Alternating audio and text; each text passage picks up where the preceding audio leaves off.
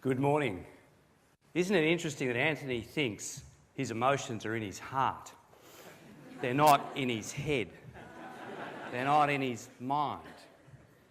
Just take a moment. Just take a moment to think, to feel, to try and remember the most important things that happen to you as a human, the experiences that you have, why you get worked up about certain things, why you bother to turn up to things like this, otherwise described as sort of brain candy for the highly educated.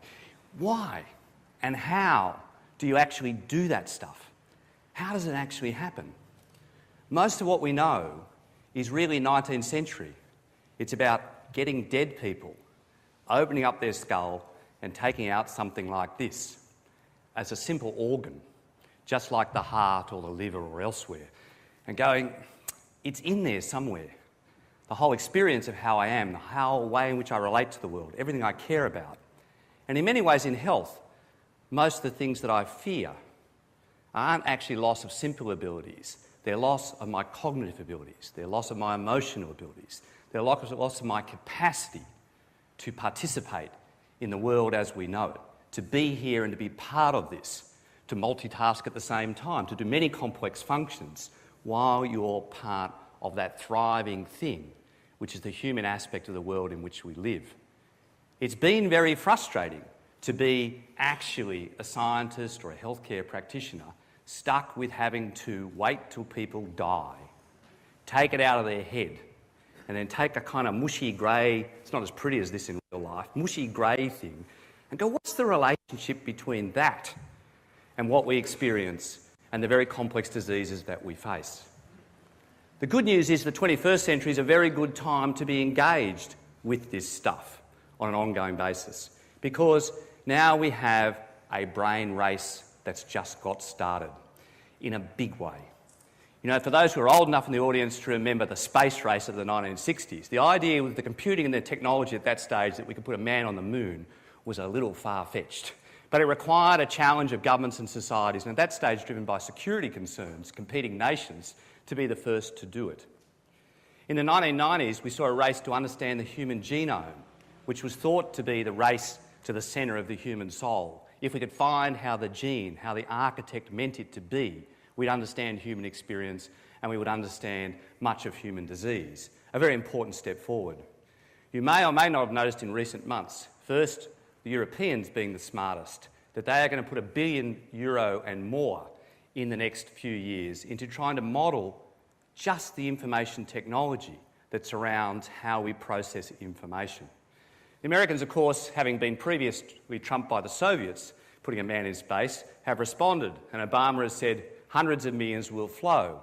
And the Obama world, from a medical researcher point of view, in a really good way, with a greater emphasis on human disease. In fact, Obama, early in his administration, wandered down to the National Institutes of Health, a marvellous institution, as many of you know, but often quite divorced from the reality of people's lives, and said, you know, you spend a lot of money on cardiovascular disease, you lead the fight on cancer, but what about autism? Autism? Why does he care about that? That isn't the biggest source of human disease. Well, because the society in the US cared. People cared about the development of children. They cared about the abnormal development of children and what might be happening in terms of those sets of areas that medical research didn't classically focus on, leading to a whole new set of investments in that area, but also a realisation that the paradigms that we had, the technologies that we had not necessarily addressed themselves to these issues.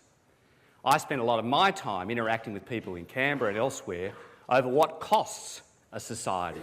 Where are the real opportunities versus the real costs in healthcare and in social and economic participation? So if you look at the costs associated with human disease and the disability that they cause rather than premature death, then about 40% of the disability costs in our society are accounted for by disorders of that thing. Either problems associated with the development in childhood and adolescence or with degeneration in later life. So as I say quite often, I don't have many friends in health because they want to contain expenditure and costs and don't want to spend on new things. Down the road in Treasury and Finance, they want young people who are smart, who can succeed, and can succeed in the 21st century, which is a century of cognitive and behavioural capacity, not simply of physical capacity in the developed countries. So the UK Government Office of Science in 2008 wrote a marvellous report about the mental wealth of nations. Not the mental health of nations, but the mental wealth. What is it that's really going to matter in the future to not just the economic prosperity, but the social prosperity of the countries in which we live?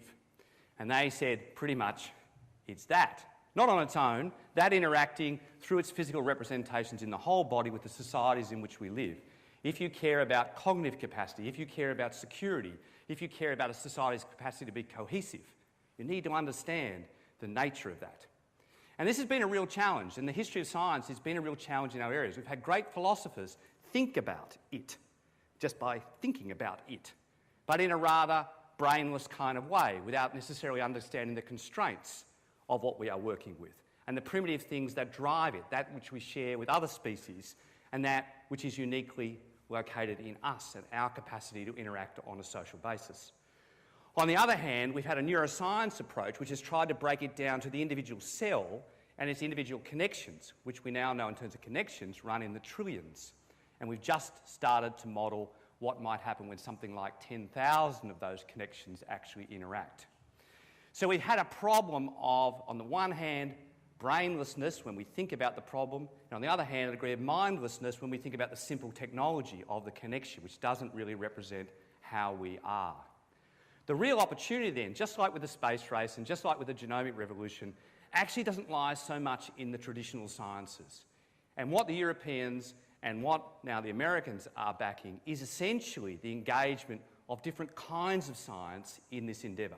The two big that they are focusing on are those in information technology. How do you take simple signals and produce complex informational systems that allow us to think, to feel, to love, to interact, to respond, to develop the sort of complex societies in which we live, to engage in the sort of complex social process worldwide we're engaged in today? How do we do that from an information technology point of view? The other is very much in material sciences, is actually having the capacity to get inside there in real life and in fact to interact with that in real life. Much of this is already happening through people actually using brains to drive machines without actually doing anything else other than using electrical output from the brain currently. And you can see in different centres around the world, people doing brain training in young kids with attention deficit or older people with dementia are actually using the existing brain and existing technologies to do that. As the material sciences in this area really jump ahead, our capacity to do that will change remarkably. Smart societies are going to invest in those things. I've been very lucky to be part of a university here at the University of Sydney, which a decade ago, under its previous Vice-Chancellor, said that the brain and mind sciences, not neurology, psychiatry, basic neurosciences, but the brain and mind sciences is the future, and we need to get our act together to do that.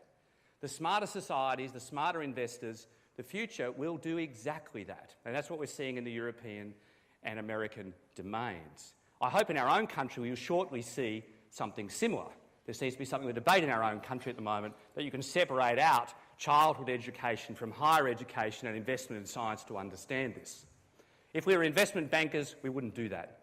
The investment bankers understand the most valuable person in the world is probably sitting in this audience. It's a 22-year-old. Because it takes about 22 years of investment by a society to actually maximise the cognitive capacity that we currently understand.